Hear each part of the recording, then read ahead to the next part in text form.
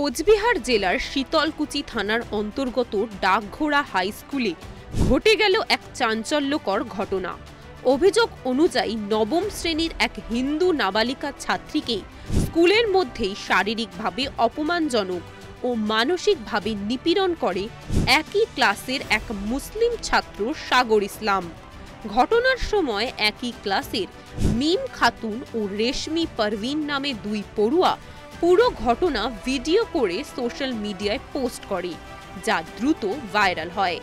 এমন গম্ভীর ঘটনায় স্কুল কর্তৃপক্ষ কোনো উপযুক্ত পদক্ষেপ না নিয়ে উল্টে দুই পক্ষকে ডেকে আপোষ মীমাংসা করানোর চেষ্টা করে, যা আরও প্রশ্ন তুলেছে শিক্ষা প্রতিষ্ঠানের দায়িত্ব নিয়ে। এই ধরনের ঘটনায় আপোষের কোনো প্রশ্নই নেই। সেক্ষেত্রে নির্যাতিত ছাত্রীর পরিবার শীতলকুচি থানায় অভিযোগ দায়ের করে, কিন্তু ঘটনার 7 দিন পার হলেও পুলিশ এখনো পর্যন্ত কোনো অভিযুক্তের বিরুদ্ধে গ্রেফতার কিংবা আইনি পদক্ষেপ গ্রহণ করেনি।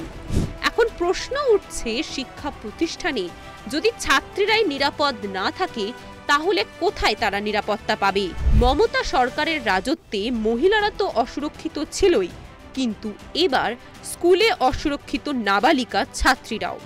বারবার দেখা যাচ্ছে অপরাধী মুসলিম হলে প্রশাসনের গতি ধীর হয়ে যায়। এই ঘটনা আরও একবার প্রমাণ করে দিল বাংলার সরকার একপাক্ষিক তোষণের রাজনীতিতে লিপ্ত, যেখানে নির্যাতিতা এবং অভিযুক্তের ধর্ম দেখে বিচার করা হয়। দেখতে থাকুন সুদর্শন বাংলা। জয় ভারত।